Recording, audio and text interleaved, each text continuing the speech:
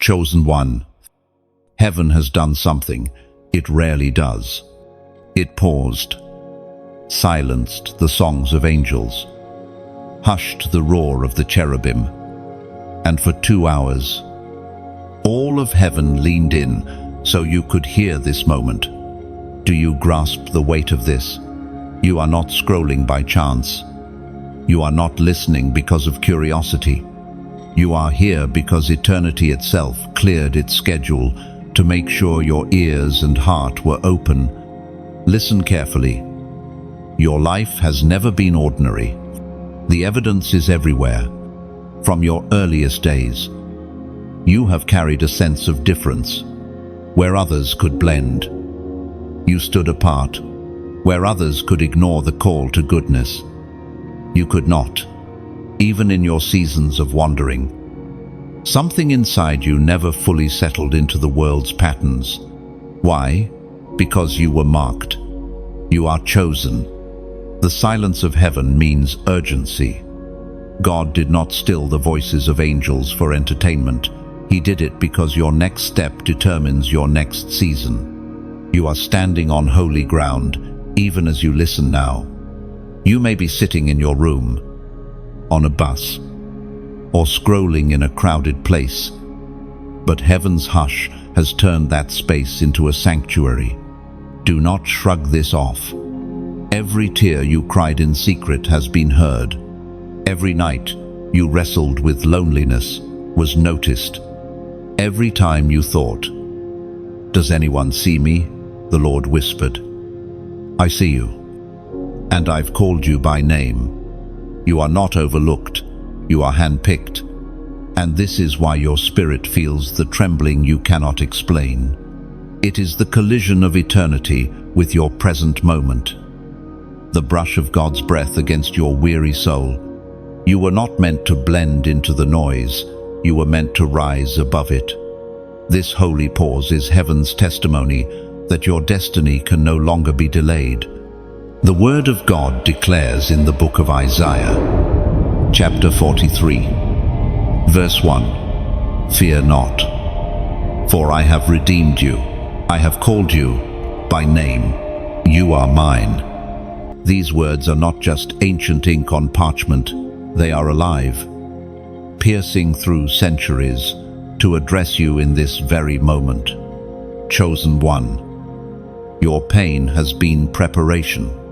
Every betrayal carved space for more glory. Every rejection pushed you closer to divine selection.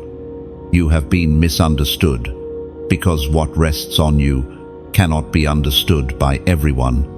People saw your scars, but heaven saw your seal. That seal marks you as God's property, God's treasure, God's chosen. And now, as heaven pauses, you must also pause. No more racing past the voice of God. No more saying later to the one who created time itself. Right now, mercy is extended. Clarity is shining. And your destiny is calling louder than your doubts. But know this, silence is not forever. Just as heaven has paused for you now, the pause will end. You must act while the door is open. When heaven resumes its song, will you be counted among those who responded, or among those who ignored the call? This is the hour to choose. Not tomorrow, not when it's convenient. Now, because destiny doesn't wait for convenience. Destiny interrupts, confronts, and demands response. That is why you are trembling as you hear these words. Why your spirit is stirred. Why you cannot scroll away easily. You are heaven's interruption. You are earth's solution. You are the one darkness fears. The one generations have been waiting for. Your presence alone carries the authority to shift atmospheres. You don't even realize how much light you emit when you walk into a room. So here is the charge. Rise into your identity. Embrace the calling. Do not run from it anymore. Yes, It is weighty. Yes, it is costly, but the crown reserved for you is beyond compare. Chosen one, I urge you to let this moment mark you forever. Seal it in your spirit. Do not walk away unchanged. And if you are ready to acknowledge that you are part of something eternal, then respond now, not just with your heart, but with your action. Like this message, so the algorithm doesn't bury your calling. Share it, because someone else desperately needs to hear what heaven whispered for you. Leave a comment below with the prophetic number 777, a number of completion, a number that testifies, I receive this word as mine, and most importantly, subscribe, because this journey does not end here. This is the first step, and there are deeper revelations waiting for you. Remember, heaven went silent so your ears could hear this. Now, let your voice rise in agreement. The pause is over. The call is clear. The question is, will you answer? Chosen one. Let us go deeper into the mystery of your journey. You have carried weights that others never even touched. They see your smile, but they do not see the cost of it. They admire your strength, but they do not see the sleepless nights where you whispered into the dark, wondering if God heard. You are not weak because of those nights. You are refined by them. Every hidden ache has been shaping you into the person heaven designed. You must understand this. Your wounds have never been wasted. The betrayals that cut deep, the words spoken against you, the moments when you felt like the floor beneath you collapsed, all of these became holy chisels, carving away what could not stay. You have been through storms not to destroy you, but to prove that your roots reach deeper than you thought. This is why life has seemed heavier for you than for others. Many walk in comfort because their calling requires little. But you were born for a mantle of influence, a role that stretches far beyond your imagination. And with great weight comes great preparation. Heaven would not trust you with so much if you had not been tested in so many ways. You may feel misunderstood, and rightly so. Not everyone can recognize the fragrance of destiny. When Joseph walked among his brothers, they hated the dreams that marked him. When David played his harp in secret, no one thought the boy in the fields would one day rule a nation. In the same way, those around you may fail to see the crown hovering over your life, but heaven has never lost sight of it.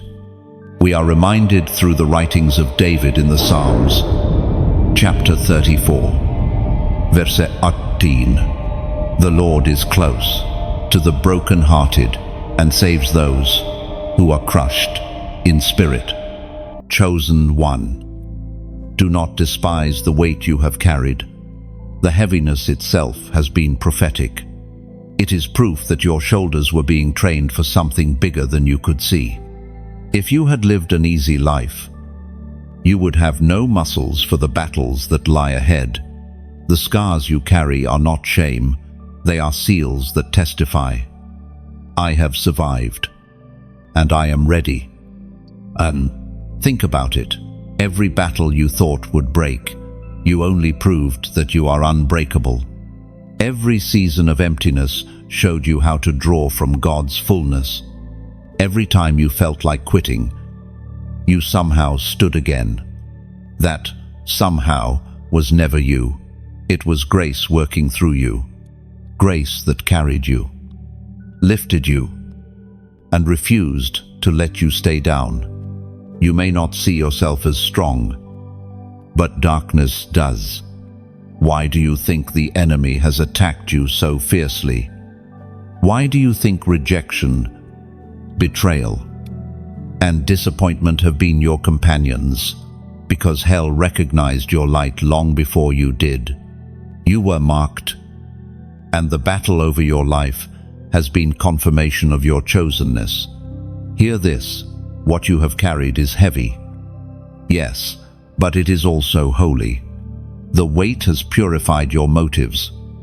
It has trained your heart to hear whispers others miss. It has softened your compassion, so you can touch broken lives with authenticity. It has also sharpened your spirit, so you discern deception quickly. These qualities were not born in comfort, they were born in crushing. And here is the secret. Heaven uses broken vessels to carry unbreakable glory. You do not have to be flawless, you only need to be surrendered. Your past mistakes, your regrets, your wounds, they are not disqualifications. They are the very things God uses to display His strength. The cracks in your soul allow His light to shine all the brighter. So, do not despise your story. Embrace it. Every chapter, even the painful ones, are part of the masterpiece. Without the nights of tears, you would not carry the compassion you now hold. Without the weight of sorrow, you would not know the depth of joy that is coming. Without the misunderstandings, you would not stand so firmly in your identity. Chosen one.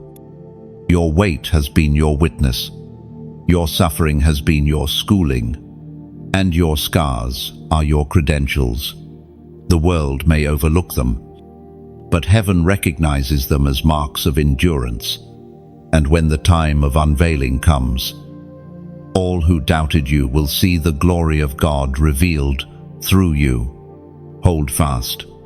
The same God who allowed you to walk through fire will be the one who crowns you with glory on the other side. Your tears have been counted. Your prayers have been stored. Your cries have been heard. You were never alone, and you never will be. This is the truth. Your weight is not a punishment, it is preparation. The Lord is shaping you into a vessel who can carry revival, truth, and light. The season of heaviness is not forever. Joy is rising. Destiny is unfolding.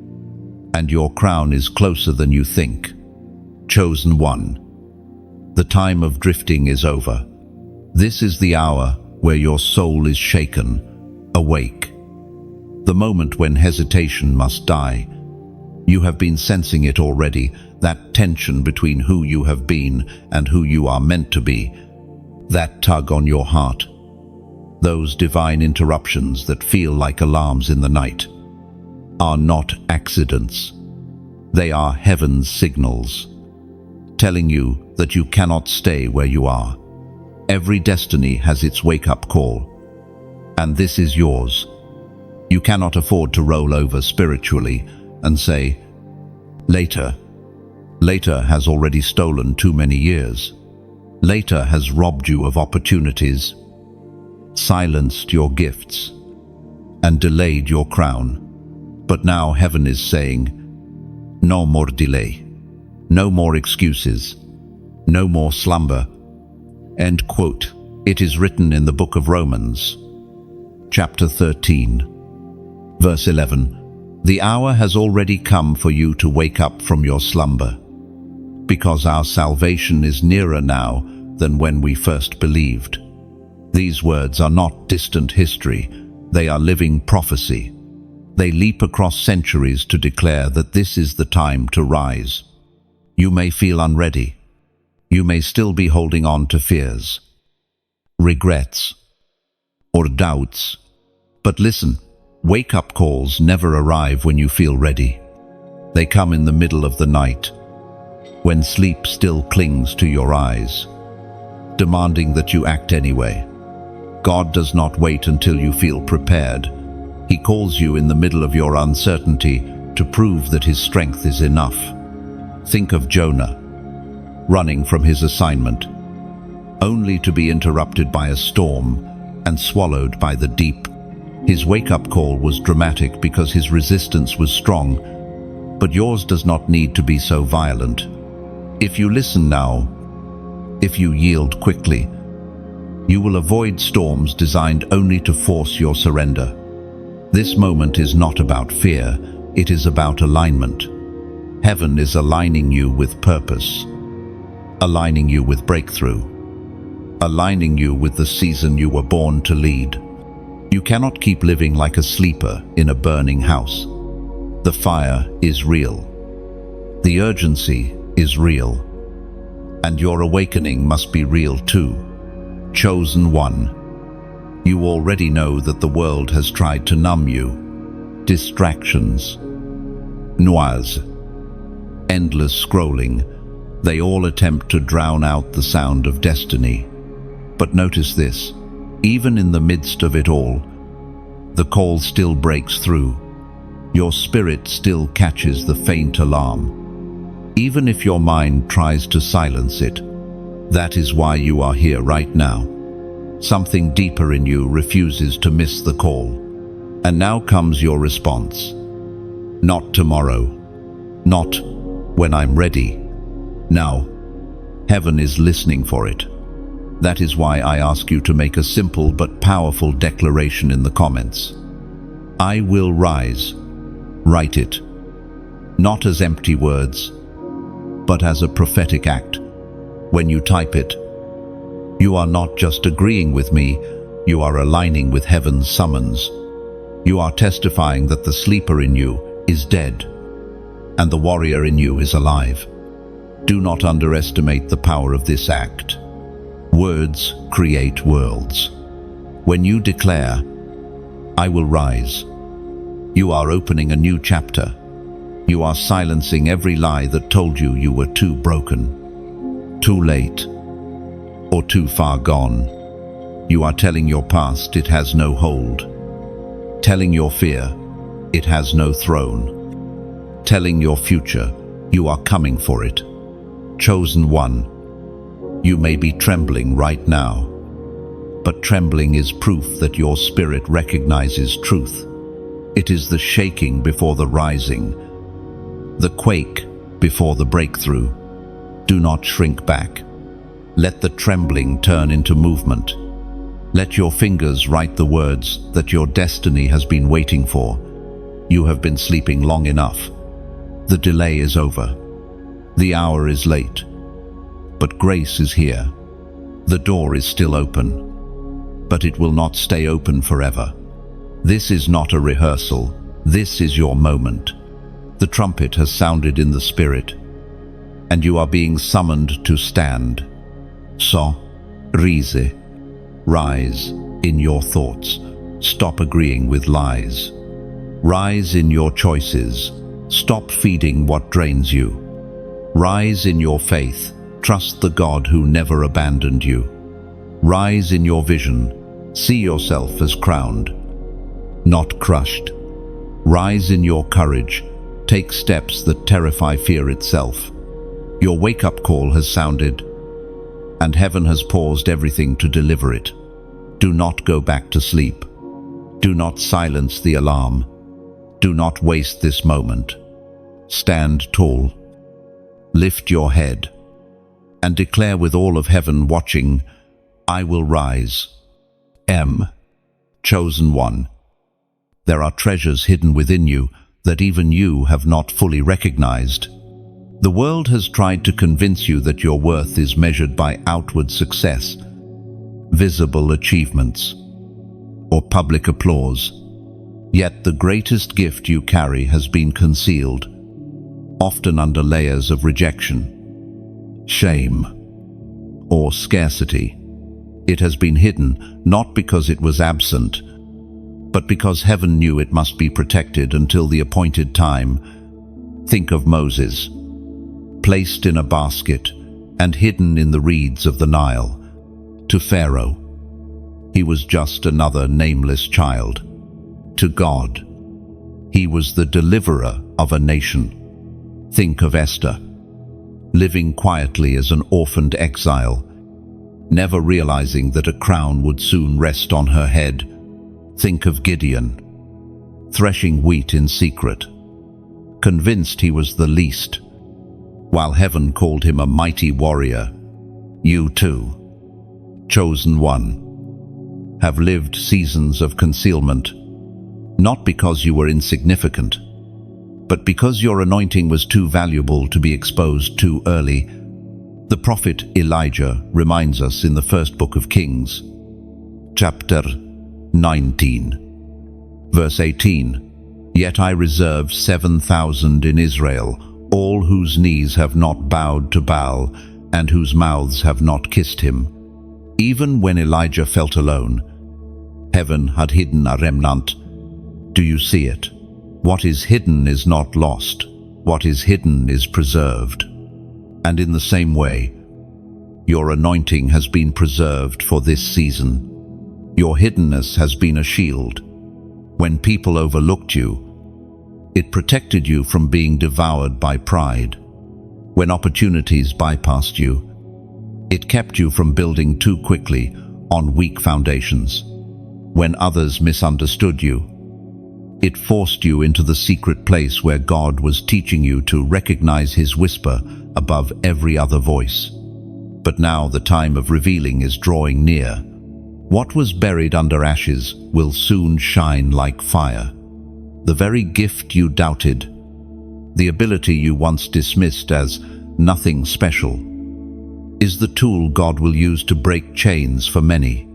The compassion you gained from your pain, the discernment born out of your disappointments, the endurance formed in your struggles, all of these hidden treasures are about to come together as evidence of heaven's hand upon you.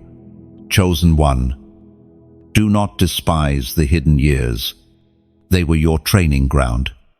They were the secret furnace where impurities burned away. They were the testing seasons where your yes was proven true.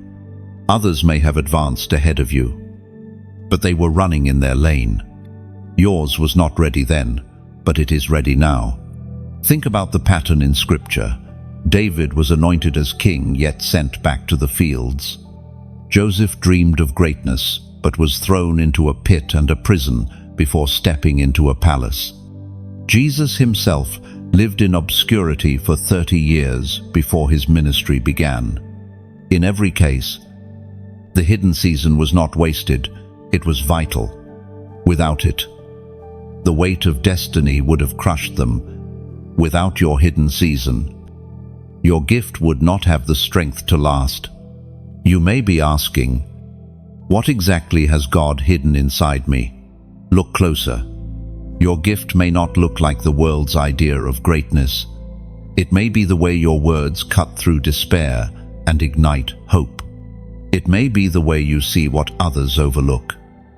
The way you hold people together when they are falling apart. It may be the creativity that flows from you in secret moments, the visions that come in dreams, the wisdom that rises in crisis. Do not minimize it. Heaven never gave you something ordinary. What has been hidden will now be revealed, and when it emerges, it will not be subtle. Just as a seed bursts through the soil after being buried, your gift will break forth in ways that cannot be ignored.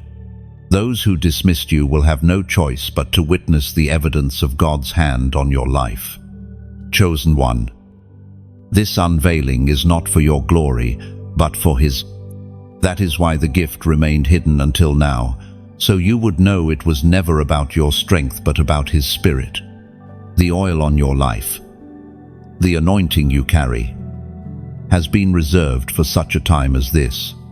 And when it flows, it will shatter chains, heal wounds, and call others into their destiny. Your hiddenness is ending. Do not fear it. You were not created to stay invisible forever. The hand of God has been shaping you in secret, but the season of unveiling is here. Step with courage into what He reveals, for the same God who concealed you is the one now releasing you. Chosen one, hold steady. Your hidden anointing is about to become a public testimony. Heaven has protected it, refined it, and timed it perfectly. And when it shines, The world will know not because you forced it, but because God has revealed it. Chosen one, feel the shift in the air. Something within you already knows it. Your season of elevation is near. It is like the first light of dawn creeping over the horizon. For so long, the night seemed endless, but now the colors of morning are breaking through. What you sense stirring inside is not imagination. It is the crown being prepared for your head. You have walked valleys, carried crosses, endured storms. Every step has been shaping you for this moment of coronation. Do not think of a crown as gold and jewels only. Think of it as authority, as purpose, as the weight of heaven's trust placed upon your life. The world may not yet see it, but heaven has already commissioned it. It was proclaimed in the second letter to Timothy, chapter 4, verse 8.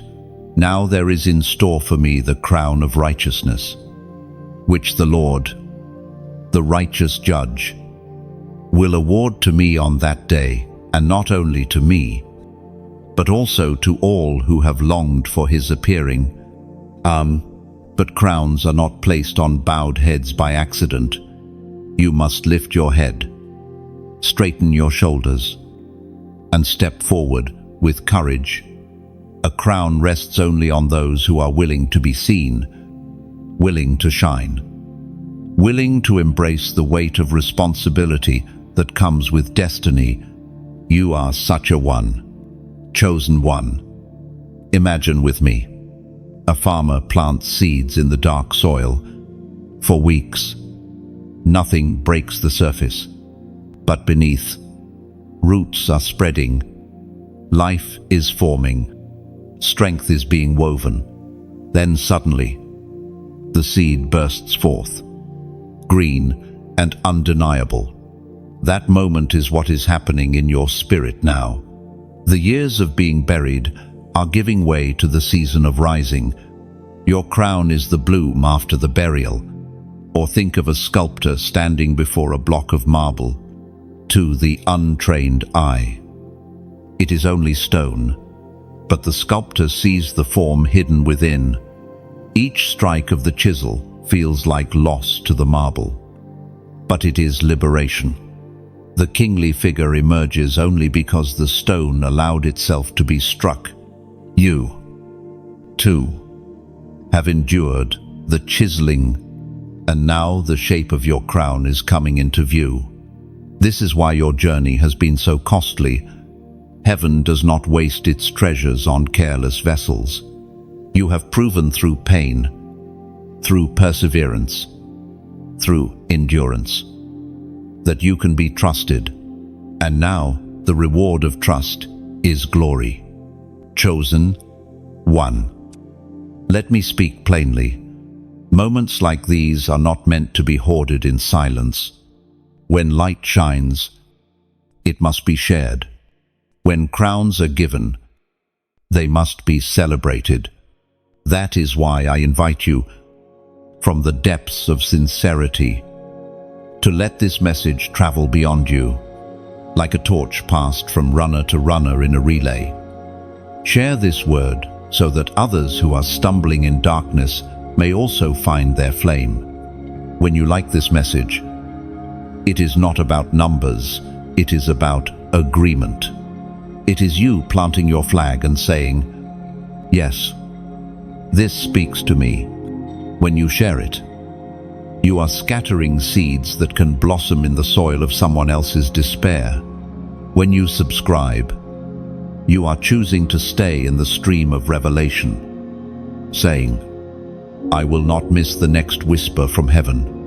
And if this word has touched you deeply, if you feel the pull of eternity pressing upon your heart, then I ask gently, consider supporting this flow through giving, not as obligation, but as offering. Think of it as water poured back into the well from which you have just drunk. Your seed helps the river keep flowing, ensuring that the voice calling you today can continue reaching others tomorrow. This is not about transaction, it is about participation. Every gift, whether small or great, is like a stone in the foundation of a temple being built for countless others to encounter their awakening. In the kingdom, nothing sown is wasted. Even the smallest offering echoes with eternal significance. Your crown is near, chosen one. The night has been long, but the dawn is breaking. The chiseling has been painful, but the masterpiece is emerging. The waiting has been heavy, but the unveiling is close. Hold your head high, because heaven's hands are reaching for your crown, and when it rests upon you, it will not be a silent coronation. Others will see. Darkness will tremble. Light will spread, and all will know that the one who was once hidden, once pressed down, once doubted, has been lifted, crowned, and sent forth by the hand of God. So, rise into this moment. Carry your crown with humility, with courage, with fire, and as you do, let your light ripple outward through your voice, your actions, your sharing, your giving, because this crown is not only for you, it is for every life your rising will touch. Chosen one. The crown may be near, but that does not mean the battle is over. In fact, the moment just before breakthrough is often the moment when the enemy throws his fiercest deception. You must not be naive. Darkness does not surrender territory quietly.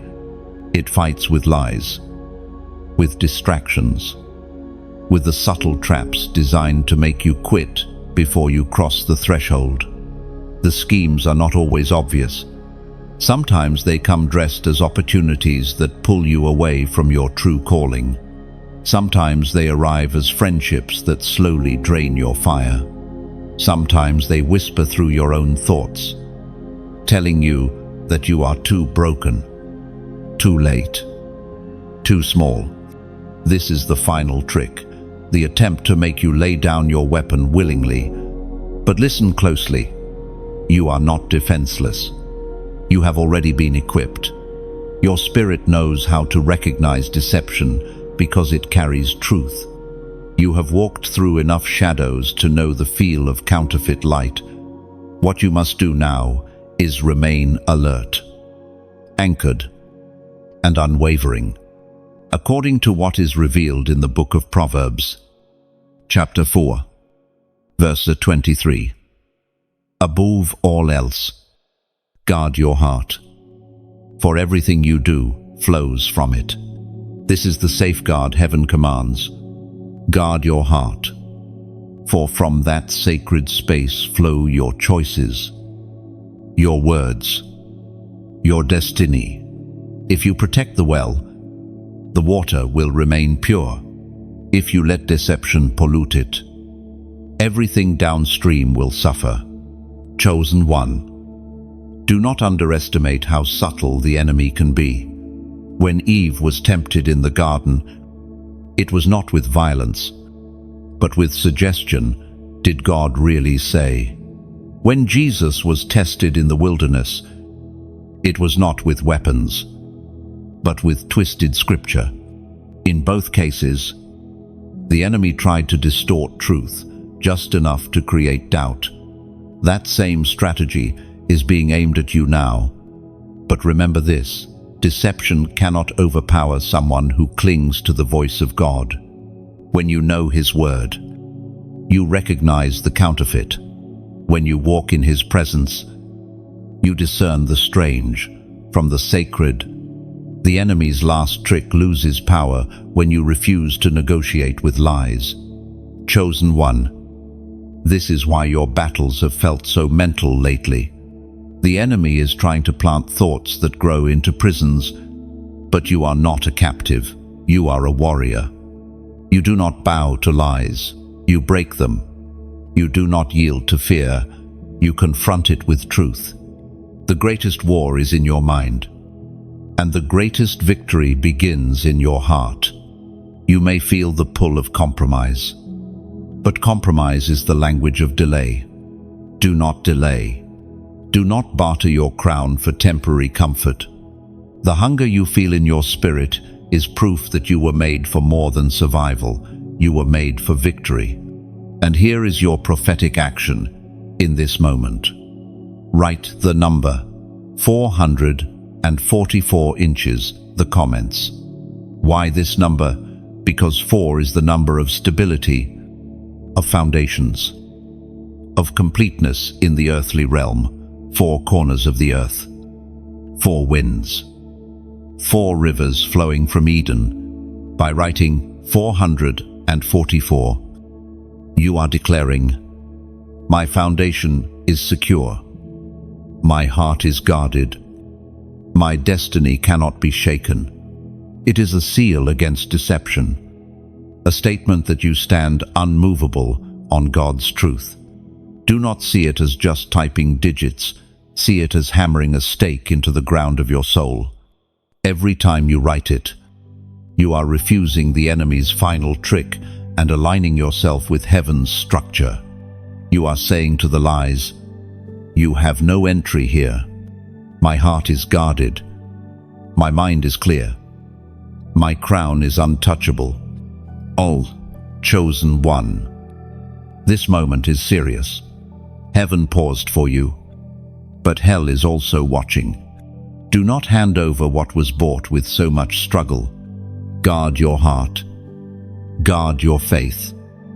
Guard your crown. The deception may look appealing, but its end is ruin. The truth may feel costly, but its reward is eternal. Let the number you declare be more than a comment. Let it be your covenant. From this day forward, walk alert. See through the disguises. Hear through the noise. Stand when others fall. And know this, if the enemy is resorting to his final trick, it is because he already knows you are about to step into victory. The crown is not a dream, it is reality drawing near. Hold your ground, keep your heart, and rise with courage.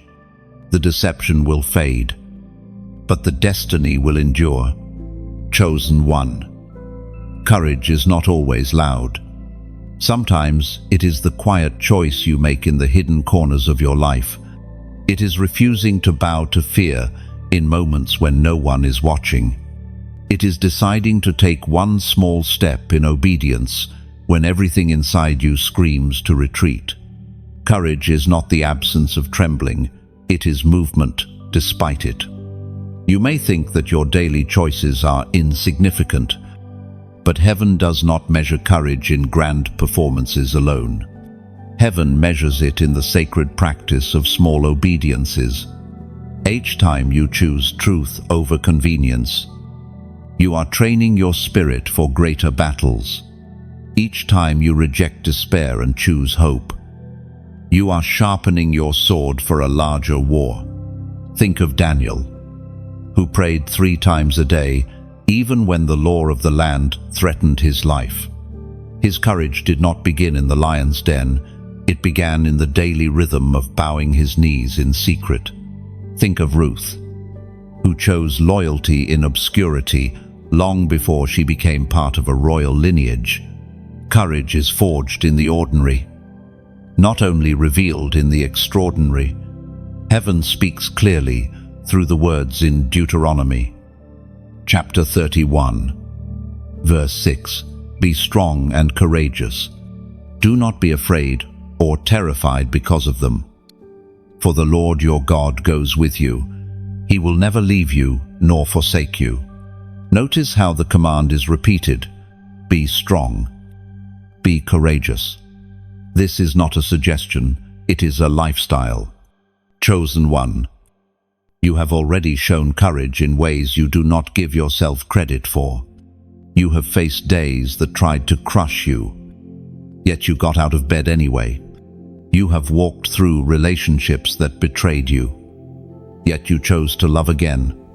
You have faced moments when quitting seemed easier, but something in you whispered, "Keep going." That whisper was courage. And yet, courage must be practiced. It is like a muscle. It grows stronger with consistent use. Each small act of bravery expands your capacity for greater acts of faith. Do not despise the small battles. They are training you for victories that will echo in eternity. Courage also means refusing to partner with fear's voice. Fear will always tell you to wait for perfect timing, for perfect clarity, for perfect strength. But perfection never arrives. Courage says, "I may not have it all figured out, but I will move anyway." Courage says, "I may still feel the shaking, but I will not stay silent." And think of Peter stepping out of the boat. The storm was real, the waves fierce. Yet courage propelled him onto the water. Yes, he stumbled, but he walked where others only sat. That is the difference. Courage gets you moving. Even if your steps are imperfect, chosen one, you must begin to see your daily acts of courage as prophetic. When you speak kindness instead of criticism, you are advancing light. When you forgive instead of holding bitterness, you are disrupting the enemy's plan. When you choose honesty where lies would be easier, you are strengthening your crown. Each small act is a declaration that fear does not own you. Do not wait for courage to feel natural. Courage rarely feels convenient. It often comes clothed in discomfort, but that discomfort is proof that you are growing, stretching, becoming more than you were yesterday. Remember this, courage does not eliminate fear, it dethrones it. Fear may still speak, but courage decides who gets the final word. And when you consistently practice courage in the small things, you will find that fear's voice grows weaker, while your confidence in God grows stronger. There will come a day when your practice of courage in the secret place will carry you through a public fire, just as Daniel's prayer life carried him through the lion's den. Your daily obedience will sustain you when greater tests come. You will not suddenly crumble, because you will have been trained to stand. Chosen one. You are braver than you believe. Every scar you carry is proof that you have faced fear and walked through it. Every testimony of survival is proof that courage already lives within you. Now, it is time to nurture it, to practice it, to let it become your daily rhythm. So, rise each day and choose courage, not because the path is easy, but because God is with you on it. His presence is the ground of your boldness. His promise is the anchor of your steps. You are never walking alone. And that is why you can face the unknown without retreat. Let your life become a practice field for courage. In your words, in your choices, in your thoughts. Let bravery echo, and one day, when you look back, you will realize that the small obediences, the quiet acts of courage, built a fortress of strength within you that nothing could topple. Chosen one. There is a voice that heaven has woven into your very being, a sound that only you can release. The world is crowded with noise, millions of voices competing for attention, countless words spoken without weight, but yours is different. Your voice carries a frequency tuned by heaven itself. It was not meant to echo others, it was meant to pierce through confusion and bring clarity, to break silence in places where silence has lingered too long. For some, this voice manifests in spoken words, truth that burns through lies, encouragement that revives weary hearts, wisdom that steadies trembling souls. For others, It takes the form of actions, quiet service that speaks louder than speeches, creativity that paints hope where despair has painted grey, decisions that testify to courage when fear has demanded retreat. However it flows, your voice is not optional. It is assignment. The Apostle reminds us in his letter to the Corinthians, first letter, chapter 14, verse 10. Undoubtedly there are all sorts of languages in the world, yet none of them is without meaning. Do you see it? Every sound has purpose, and the sound heaven placed in you is not meaningless, it is irreplaceable. Without it, there will be gaps in the symphony God is conducting on the earth. Think of a single instrument in an orchestra, alone. It may seem small, perhaps even unnecessary, but when it is silent, the whole arrangement feels incomplete. Your voice is that instrument. The silence of it leaves the world missing something essential. Chosen one. The enemy has tried to muzzle you through rejection. He told you your words were unworthy. Through shame, he whispered that no one wanted to hear from you. Through fear, he convinced you that staying silent was safer. But silence is not safety, it is surrender. And you were never created to surrender your sound. Your voice is not meant to mimic others. You are not called to repeat what has already been said. You are called to release what only you can release, like a key designed for one lock. Your voice unlocks doors no one else can open. Someone's healing depends on your sound. Someone's breakthrough waits on your testimony. Someone's strength is tied to the courage you release. Consider the prophets of old. Jeremiah tried to remain silent, but he confessed that God's word became like fire, shut up in his bones, and he could not hold it in. Amos said he was not a prophet's son, just a shepherd. Yet when God's roar came through him, nations trembled. Your voice may not look like theirs, but it carries the same fire. Chosen one. Think about the unique ways heaven has wired you. Do you see patterns, the moments you speak and others fall silent? Listening deeper, the way your creativity draws hearts closer to truth, the peace that settles over rooms when you arrive. These are not accidents. They are evidence that your sound is distinct. Heaven sent and needed. Do not underestimate it. What feels natural to you may feel supernatural to others. The words you consider ordinary may be the exact lifeline someone else has been praying for. Your voice does not need to be polished to be powerful. It only needs to be authentic. But authenticity requires courage. It demands that you resist comparison, that you stop measuring your sound against others. The world does not need another echo. It needs your original frequency. When you try to mimic, your voice loses power. When you release what heaven gave you, your voice shakes. Foundations. Chosen one. The time of silence is ending. The muzzle is breaking. The sound within you is rising like a river, long dammed up. And when it flows, it will not just touch individuals, it will shift atmospheres. Darkness trembles not at noise, but at authentic sound, and your sound carries the mark of heaven, the fire of truth, the weight of destiny. Begin to recognize where your voice is needed. Perhaps it is in your family, where old wounds remain unspoken.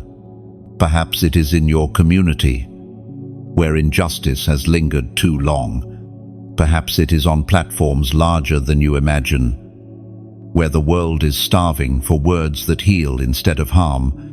Wherever it is, your assignment is not to stay silent, but to release.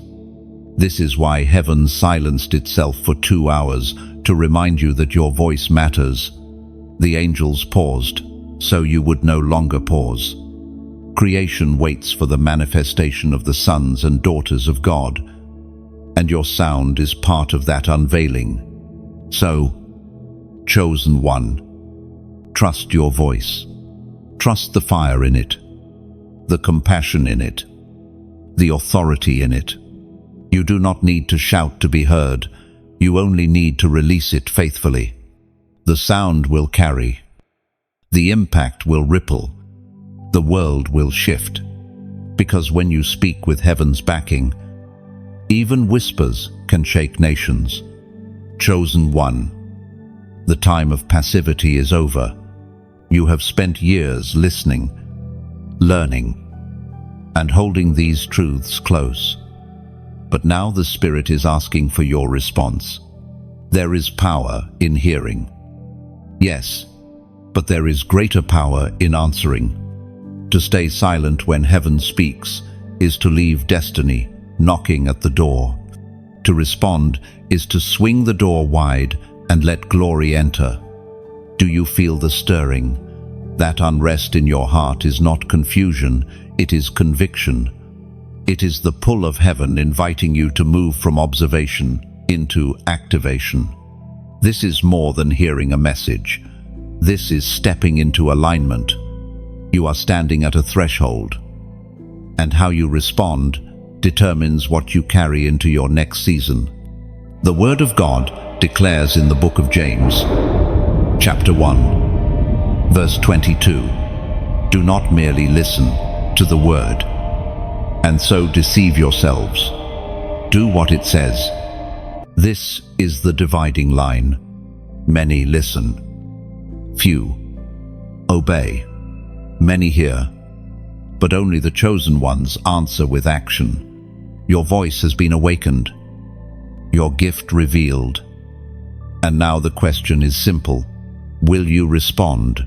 Heaven does not require perfection, only willingness. God is not asking you to have all the answers, only to say yes with your heart and your life. Think of Isaiah when the Lord asked, "Whom shall I send? And who will go for us?" His answer was not a long explanation, not a polished speech. It was a simple response. "Here am I. Send me." That short phrase changed the course of his life and positioned him as a prophet to nations. This is the same moment you stand in now. Heaven's call is echoing over your spirit. Who will rise? Who will speak? Who will carry light into the darkness? And your response must be simple but decisive. That is why I invite you, right here and right now, to write in the comments, "Use me, Lord." Just 3 words, but they carry eternal weight. Do not treat them as a ritual, treat them as covenant. When you write them, let your spirit tremble with the seriousness of the vow. You are telling heaven, "I am available. I may not be the strongest, but I am surrendered. I may not feel qualified, but I am chosen." No, this act may seem small, but it is prophetic. By declaring, "Use me, Lord," you are breaking agreements with fear and excuses. You are saying no to the lie that you are too broken, too late, too ordinary. You are choosing to step into partnership with God's power, knowing that He delights in using surrendered vessels. Chosen one. Your response is not just about you, it is about those who will be touched through your obedience. Somewhere, a life hangs in the balance, waiting for the sound you carry, the testimony you hold, the light you shine. Your yes will ripple far beyond what you can see now. Think of the boy with 5 loaves and 2 fish. In his hands, it was small. In Jesus' hands, it fed thousands. Your yes may feel like little, but when placed in God's hands, it multiplies into miracles. All he asks is your willingness. Do not delay.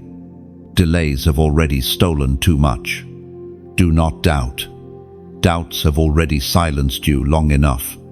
Respond now, even if your hands shake, even if your heart pounds. Let your spirit rise and declare those words. Use me, Lord, and as you do, heaven will record it. Angels will witness it.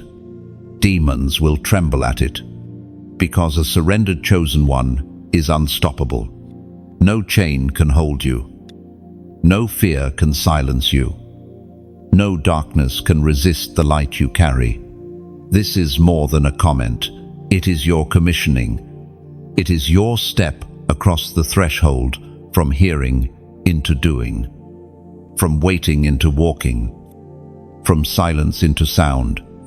And once you step, there is no going back. The journey ahead is glorious. But it begins with your response. So, chosen one, let this be the moment heaven remembers.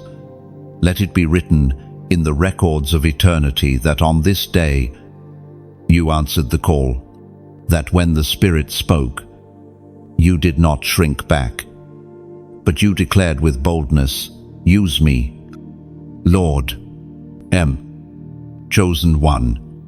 The tests of life are not punishments, they are preparations.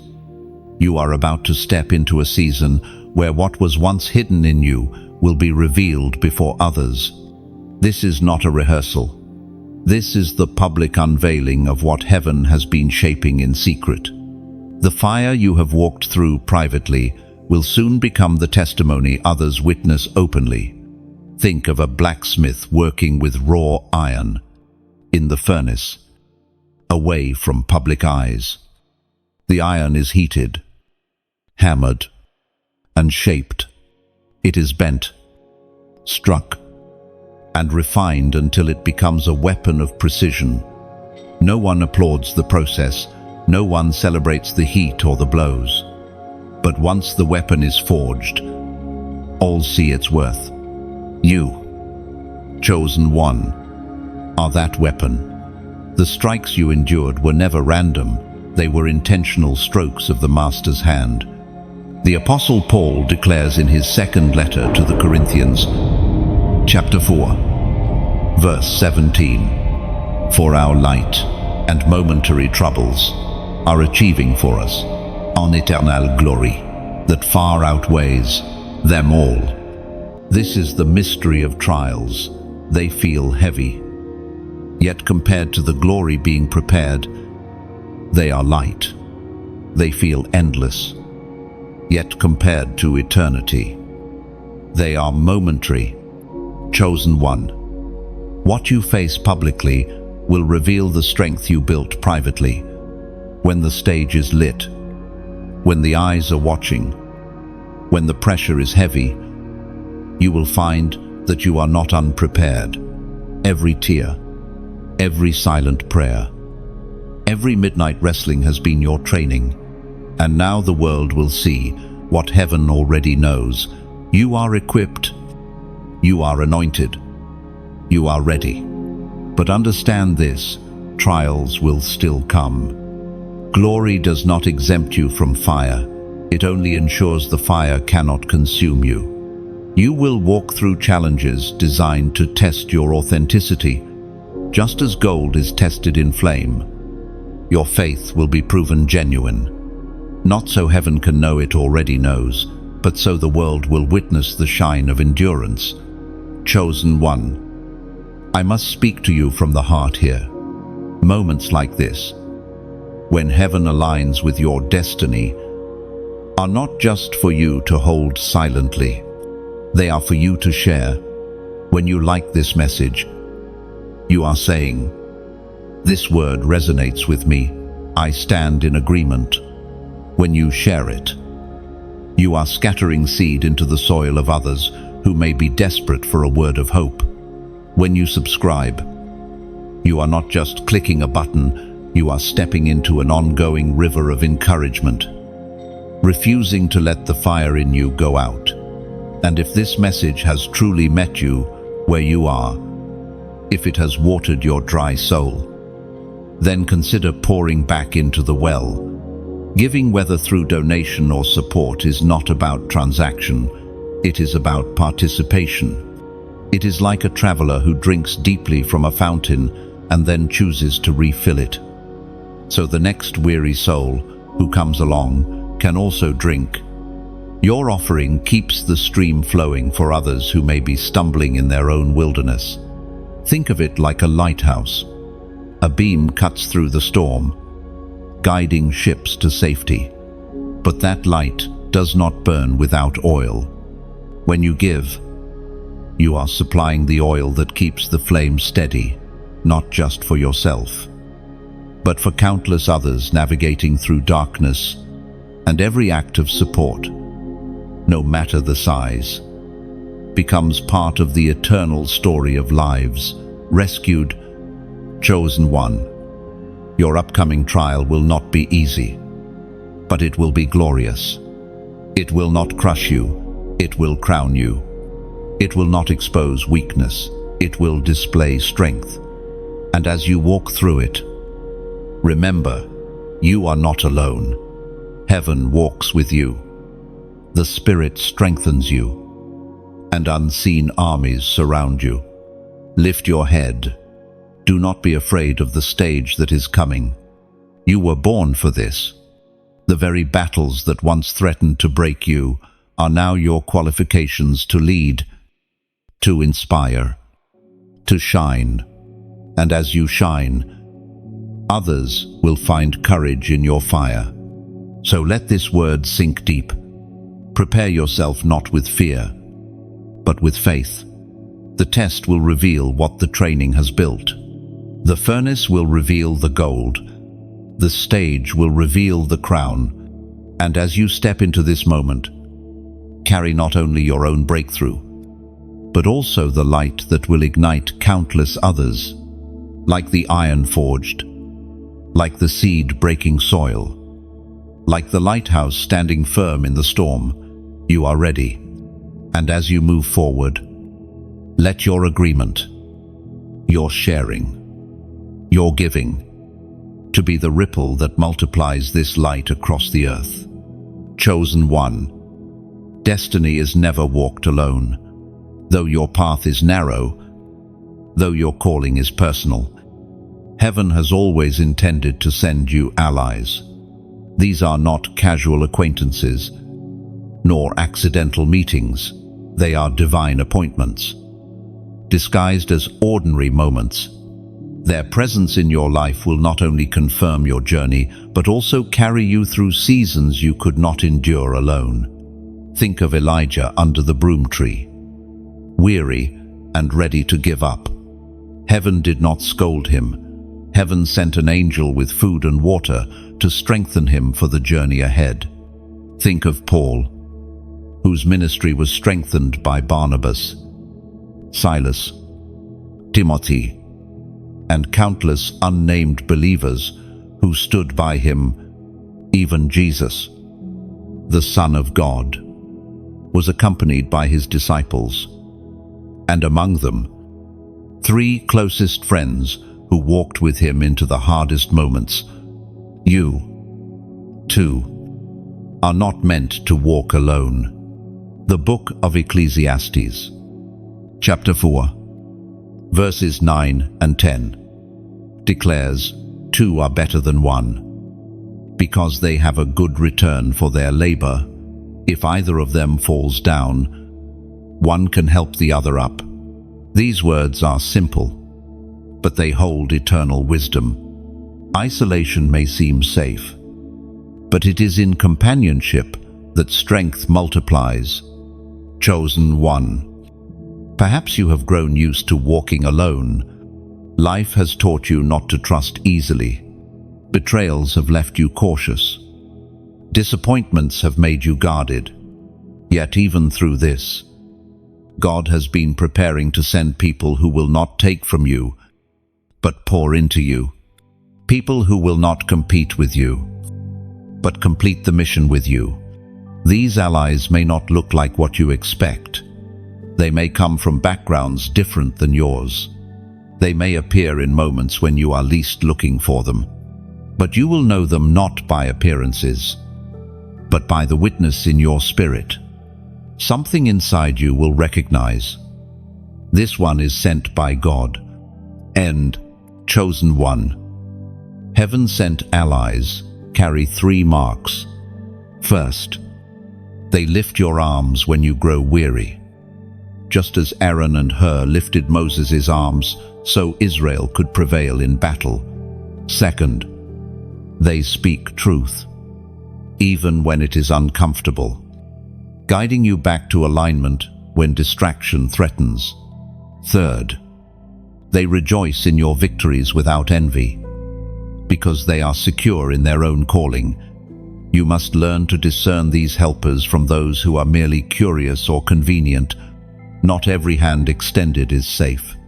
Some come to drain, to distract, to derail. That is why your discernment must stay sharp. Ask heaven for eyes to see the difference between assignment and distraction, between ally and actor. Chosen one. When the allies come, do not push them away. Your wounds may tempt you to keep distance, but healing often flows through the presence of others. Receive their support with humility. Allow them to walk beside you, even when it feels foreign to lean on another. This is not weakness, this is wisdom. And remember, you too are called to be an ally for others. Just as God sends people to strengthen you, He sends you to strengthen others. Your scars become the oil that soothes their wounds. Your testimony becomes the map that guides their steps. Your prayers become the shield that guards their battles. You are not only a receiver of help, but also a carrier of it. Think of Jonathan and David. Jonathan, though the son of a king, laid down his robe and sword to affirm David's calling. He did not compete with destiny, he honored it. Such is the kind of ally heaven is sending you, and such is the kind you are called to be. Chosen one. This truth must settle in your heart. You are not alone, and you were never meant to be. The journey is too heavy for one set of shoulders. The crown is too weighty to carry without hands to steady it, and the mission is too vast for one voice to echo alone. So, prepare yourself. Look with expectation, for divine allies are on their way. They may already be near, waiting for you to recognize them. They are the answers to prayers you whispered in secret. The companions heaven ordained long before you knew you would need them. Receive them with gratitude. Walk with them in humility. And together, you will see victories that none of you could have achieved alone. Chosen one. Numbers are not random. They are woven into creation as symbols, as patterns, as whispers of eternity. From the days of Genesis, when the world was formed in 6 days and God rested on the 7th, to the vision of Revelation with 12 tribes and 12 gates, numbers have carried prophetic weight. They speak when words are not enough. They remind us that heaven is ordered, intentional, and precise. In your journey, certain numbers appear not as coincidence, but as confirmation. Perhaps you've noticed them on clocks, receipts, street signs. They catch your eye, steer your heart, and seem to follow you. That is heaven's way of tapping your shoulder, reminding you that you are aligned with divine design. We find in the book of Philippians, chapter 1, verse 6, being confident of this, that he who began a good work in you will carry it on to completion until the day of Christ Jesus. Notice the emphasis: what is begun will not be abandoned. Completion is part of God's nature. He does not leave things unfinished. And He does not leave His chosen ones halfway to their destiny. Chosen one. This is why heaven places numbers before you. They are markers, telling you that you are not lost, that you are not wandering without purpose. They are road signs pointing forward, declaring that the good work in you is advancing toward completion. Now, I speak to you prophetically. The number set for this moment is 555. This is not a digit for chance. It is a declaration of grace multiplied, of transition into new levels, of divine alignment, meeting you at the threshold. 5 represents grace. 3 5s represent grace upon grace upon grace. This is heaven saying to you, what you could not achieve in your strength, I will accomplish by my hand. End of chosen one. Write 555 inches the comments, not as superstition, but as prophetic agreement. Each time you write it, you are aligning with the promise of completion, declaring that the work begun in you will not die in the middle. You are planting a flag in the soil of your future, saying, I trust the God who finishes what He starts. End quote. Do not underestimate this act. Numbers have always held weight in heaven's story. Noah was commanded to build the ark with exact dimensions. The Israelites marched around Jericho 7 times before the walls fell. Jesus fed multitudes with 5 loaves and 2 fish, leaving 12 baskets full. When you engage with a prophetic number, you are stepping into the flow of divine order. 555 is your reminder that grace is surrounding you. It is not by chance you hear this today. Heaven has paused again, so that you will no longer doubt the path. Even in the chaos of your life, there is order. Even in your confusion, there is clarity waiting to be revealed. Even in your weakness, grace is multiplying. Chosen one. Think of your journey. How many times did you almost quit, yet grace carried you? How many doors slammed shut, yet grace opened another? How many nights did you cry, certain it was the end? Yet morning arrived, and with it, new strength. That was not luck, that was grace. And now heaven confirms it again. Grace upon grace upon grace. Not 1 layer, not 2, but 3. This is the fullness of heaven's embrace, covering your past, sustaining your present, and preparing your future. When you comment 555, see it as planting a seed of trust. Let it echo in your soul. The work is not over. The story is not finished. The best is still unfolding. You are not abandoned mid-journey. You are being carried into completion. Chosen one. Hold fast to this. Numbers do not save you, God does. But numbers remind you that His hand is steady, that His plan is precise, that His promises are unfolding with perfect timing. So respond. Seal this word in your heart and in your action. Write 555 as your declaration of faith, and let it be recorded in eternity that in this moment you aligned yourself with grace multiplied. The journey is not ending, it is advancing. The story is not closing, it is unfolding. The crown is not delayed, it is nearer than ever. And grace, abundant and overflowing, is carrying you all the way through. Chosen one. Every true transformation begins with a rupture. Something must break. before something greater can be built. You have felt it, the tearing of old identities, the cracking of old patterns, the shattering of what no longer serves your destiny. It has not been comfortable. Rupture never is. But in God's hands, rupture is never destruction without purpose. It is the breaking that makes room for repair. Think of a seed. Its shell must split open in the dark soil before life can emerge. To the seed, the rupture feels like death. Yet without that breaking, no root would grow, no stem would rise, no fruit would come.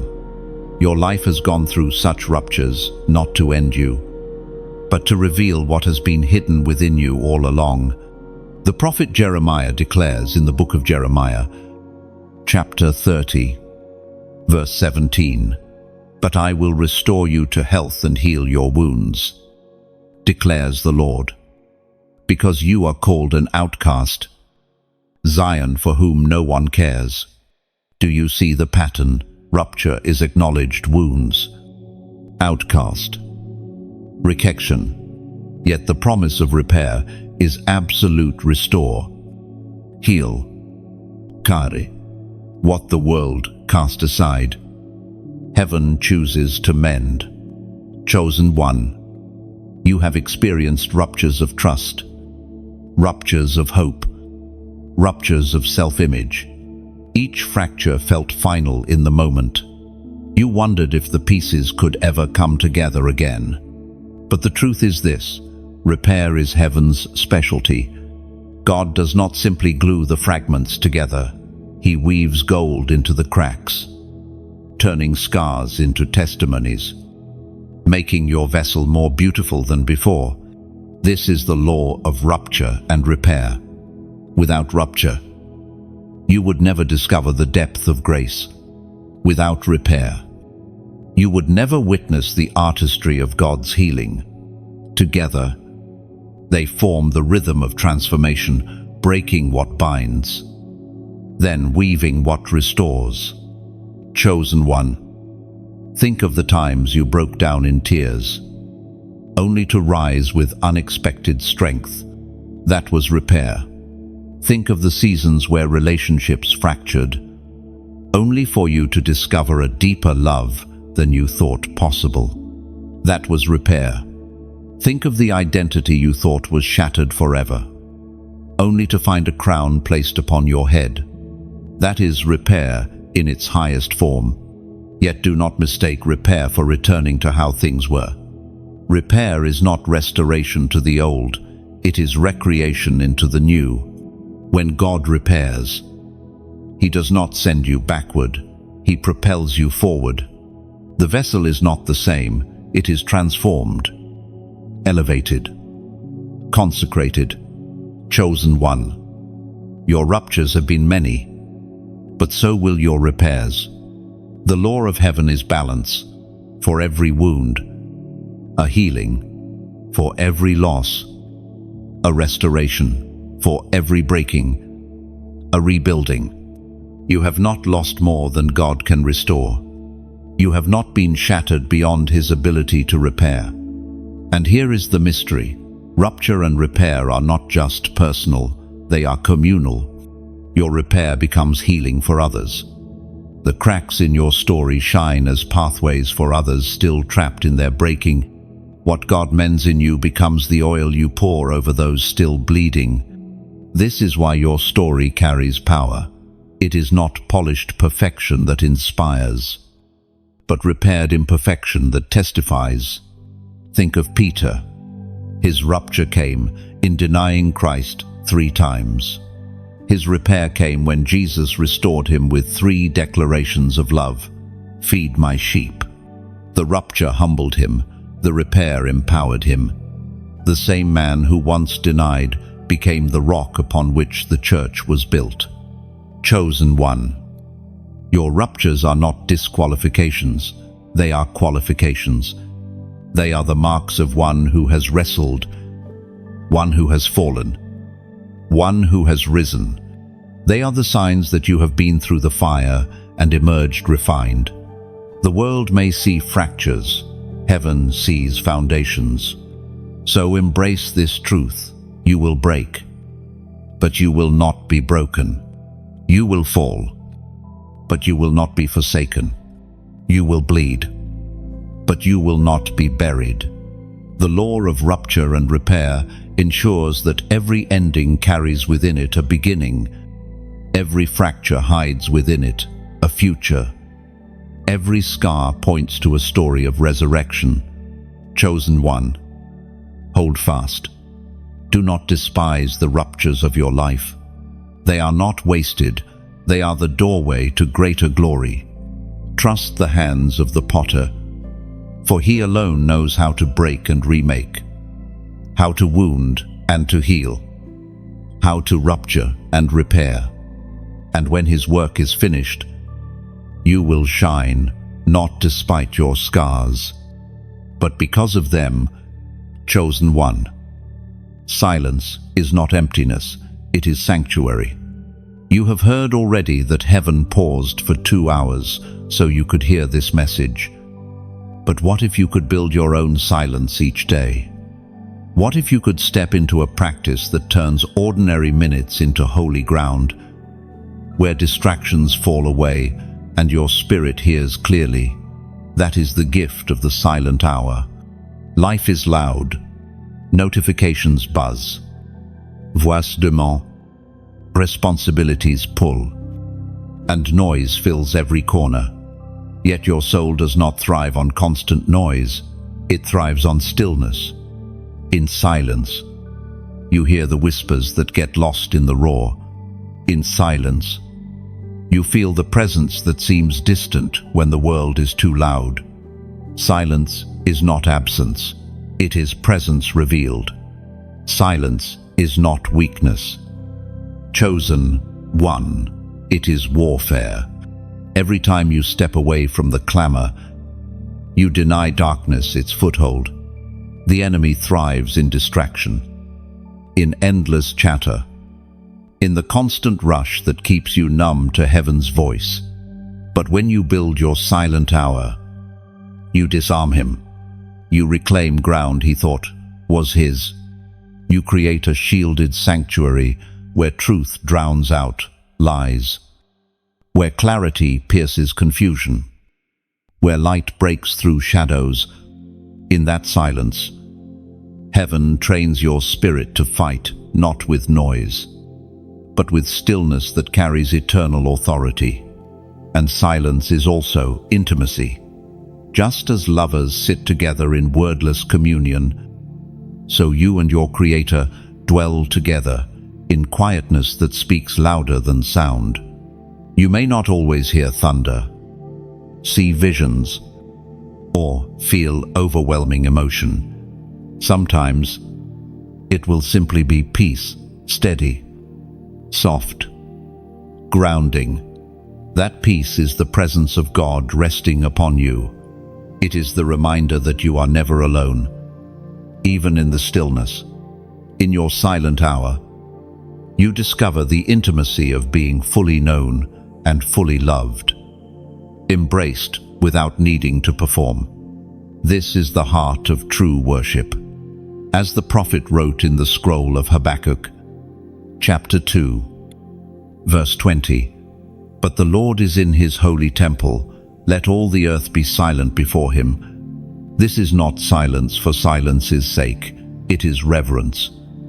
A pause that acknowledges his nearness.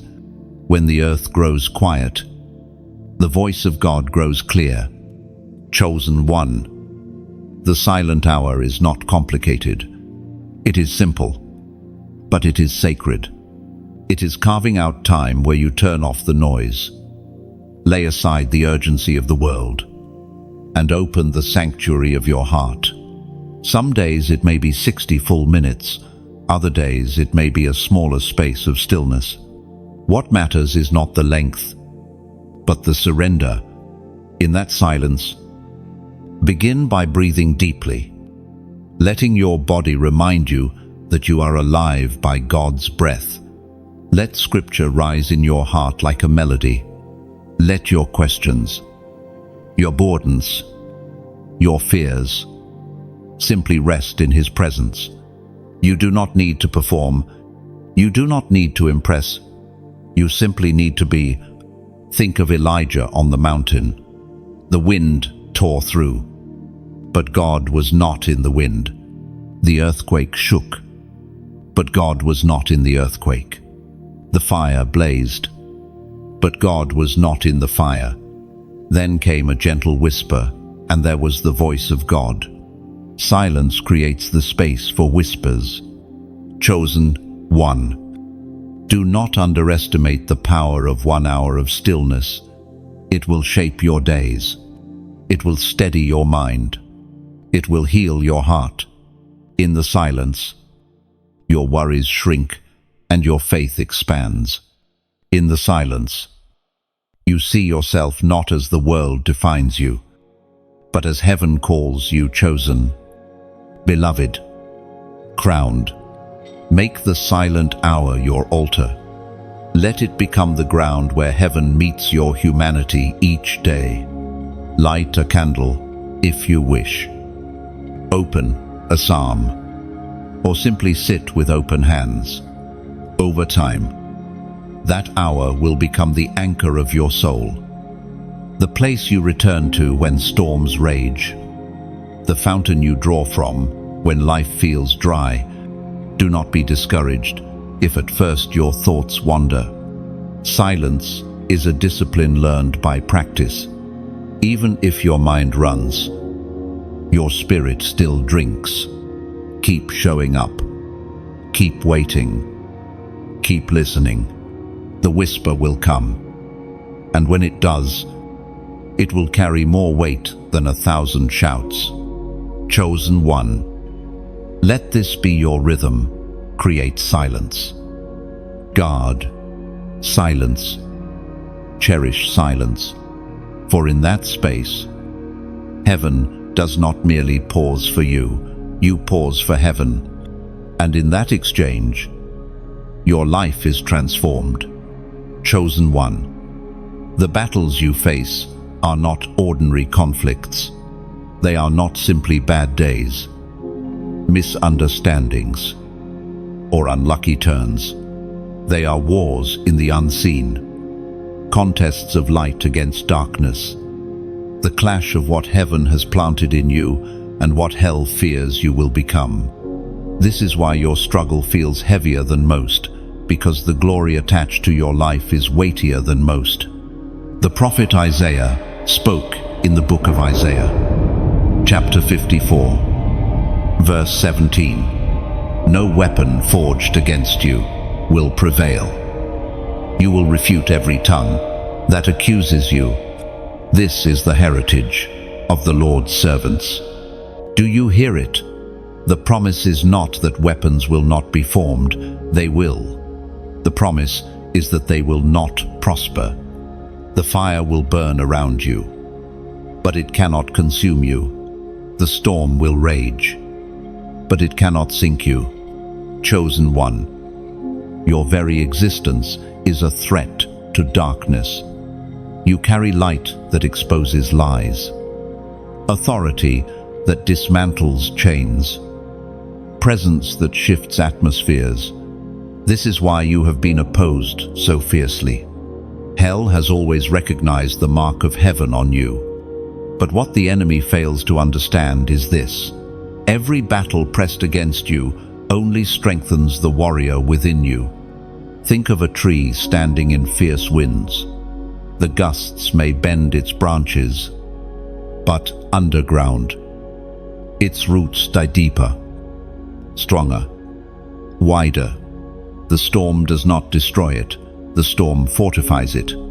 In the same way, your battles are driving your roots deeper into God's strength. You are not being destroyed. You are being prepared. Or imagine a diamond. Before it shines, it is pressed under unimaginable weight. Coal becomes diamond only under pressure.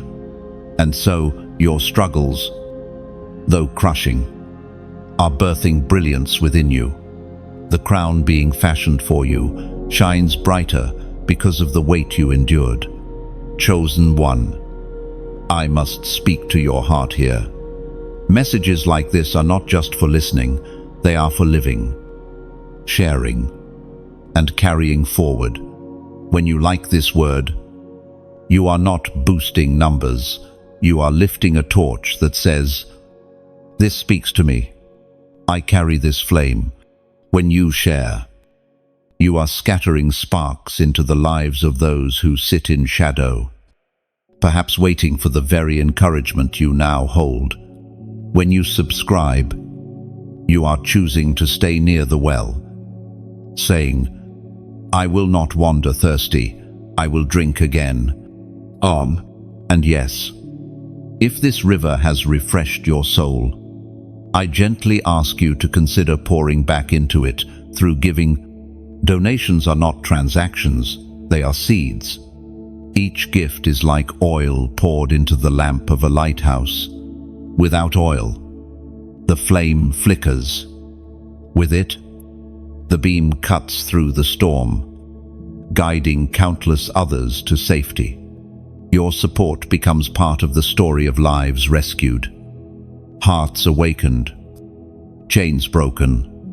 But beyond supporting, I call you also to comment. Put into words the resonance of your heart. Do not let this just pass silently. When you write your reflection, you are carving testimony into stone, saying, "This word did not just touch me, it marked me." Someone reading your comment may find in your sentence the confirmation they were begging heaven for. Chosen one, your battle will become your glory. The fire that tried to consume you will refine you into gold. The storm that sought to sink you will elevate you into testimony. The opposition you faced will become the evidence that you were always chosen. Lift your head. Do not fear the struggle, for every swing of the sword against you has only sharpened your edge. For every wave that hit you, your foundation grew firmer. For every accusation hurled, heaven has prepared vindication. You are not the victim of this war, you are the victor rising from it. So let this word echo deep in your spirit. Embrace the battle, for it is birthing your crown. Share the light, for others need the flame you now carry. Support the mission, for countless more are waiting for the same hope you just received. And leave your mark in testimony, so the world will see that this was not just another message, it was a moment of transformation. Chosen one, you are a warrior, you are a crown bearer, you are light in the battle, and nothing, no weapon, no darkness can overcome what heaven has placed within you. Chosen one, every journey with God carries moments of confirmation, those signs that break into your life and prove beyond doubt that heaven has been walking with you all along. These signs are not random coincidences, nor are they fragile illusions. They are divine fingerprints, tailored uniquely to your story, designed so personally that only you can recognize their meaning. When Gideon wrestled with fear, heaven did not scold him. Instead, God gave him a sign. First, with the fleece wet and the ground dry. Then the fleece dry and the ground wet. Each sign was meant to settle the trembling in his heart. When Moses doubted his calling, God gave him signs, a staff turning into a serpent, a hand healed from leprosy, water turned into blood. Signs have always been heaven's way of saying, "You are not imagining this. I am with you." Now, we are reminded through the writings of David in the Psalms, chapter 86, verse 17, "Give me a sign of your goodness, that my enemies may see and be put to shame. For you, Lord, have helped and comforted me. David knew the power of a sign. It was not for curiosity, it was for confidence. It was not for entertainment, it was for endurance. Chosen one. Look back over your own story. There have been signs already, though you may not have named them as such. The time you should have been destroyed, yet mercy shielded you. That was a sign. The moment when an unexpected door opened at the exact hour of need, that was a sign. The words someone spoke that answered the very prayer you had whispered in secret, that was a sign. Heaven has been speaking in ways that your spirit has recognized. Even when your mind has doubted, the sign that confirms you will not always look dramatic. It may not come with thunder or fire. Often, it comes with a quiet precision that pierces the heart. A verse you stumble upon that addresses your exact struggle. A dream that clarifies what your spirit has been sensing. A sudden peace that settles when everything outside remains chaotic. Do not despise the gentle signs. They carry as much authority as the dramatic ones. Chosen one. Your confirmation is coming. It will not be generic, it will be personal. Heaven does not recycle signs, it writes them individually. What confirms you will be designed so precisely that only you can fully understand its weight. Others may not see its significance, but you will know deep within. This was God. This was for me. No. And here is why heaven confirms. So you will not waver when the path grows difficult. The sign is not the destination, it is the marker along the road. It tells you that you are not lost, that you are still aligned, that the crown ahead is real. Without signs, the heart grows weary. With them, the heart gains endurance. Do not demand signs as proof of God's love. His love is already proven on the cross. Instead, receive signs as tokens of His care, as encouragements that whisper, "Keep walking. You are not mistaken." Each sign is heaven's way of feeding your spirit manna in the wilderness, just enough to keep you moving forward. Chosen one. When your sign comes, guard it, treasure it, write it down. For the enemy will try to make you forget. He will whisper that it was coincidence, imagination, chance. But you will know better. You will know it was heaven bending close to assure you of your crown. And when doubt rises again, as it often does return to your sign, remember how God confirmed you. Let the memory of it fuel your steps. Anchor your faith and silence your fears. Signs are not the substance of faith, but they are companions to it. They are reminders that the unseen is more real than the seen, that heaven is nearer than you realize. So, chosen one, watch with expectation. Do not strain or strive. Simply remain open. The sign will come at the right time, in the right way, with the right weight. And when it does, it will steady you for the battles ahead and strengthen you for the crown that awaits. Chosen one. This is the moment where the journey converges, where all the threads of pain and promise weave together into a crown of glory. You have walked through silence, through hiddenness, through battles and fire. You have been refined, stretched, tested, and trained. And now, heaven declares over you, you are crowned and you are sent. The crown is not merely a symbol of honor, it is a seal of authority. It represents not only who you are, but also whose you are. You are not crowned by men, whose applause fades. You are crowned by the eternal, whose decree stands forever. And when heaven crowns you, no hand on earth or scheme in hell can strip it away. Heaven speaks clearly through the writings of Peter in his first letter, chapter 5, verse 4. And when the chief shepherd appears, you will receive the crown of glory that will never fade away. Do you see it? This crown is eternal. It is not fragile gold or temporary jewels. It is glory itself, woven into your being. Unshakable, untouchable, everlasting, chosen one. Your coronation is not a distant dream. It is unfolding now. Every act of courage, every whispered prayer, every hidden obedience has been placing jewels into your crown. Where the world saw defeat, heaven was adding brilliance. Where others saw scars, heaven was setting stones. The crown you now wear is testimony, testimony that you endured, that you overcame, that you believed. But the crown is not the end, it is the beginning. A crowned one cannot sit idle.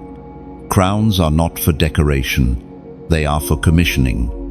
When heaven crowns you, it also sends you, it gives you territory to steward, people to bless, darkness to confront, light to release. You are not crowned to be admired, you are crowned to be deployed. Chosen one. You are being sent into a world desperate for the light you carry. There are voices trapped in silence, waiting for your sound. There are hearts bound in despair, waiting for your testimony. There are generations stumbling in shadows, waiting for your fire. Your crown is not only for you, it is for them. And here is the beauty of heaven sending you. Do not go alone. The one who crowned you walks with you. The Spirit that refined you now empowers you. The angels that watched your battles now march beside you. You are sent, but never solitary. Think of David, crowned in Hebron, yet immediately called into battle for his people. Think of Esther, crowned in Persia, yet sent to save her nation.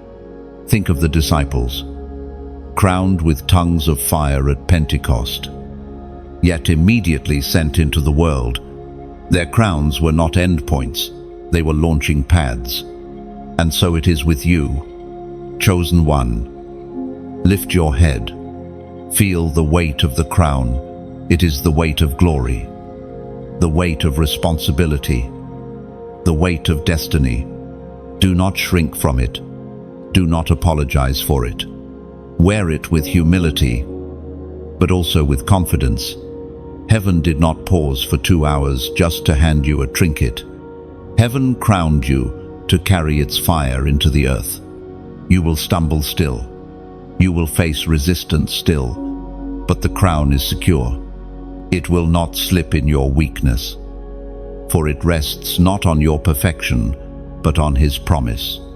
When you fall, it will not be lost. When you falter, it will not fade.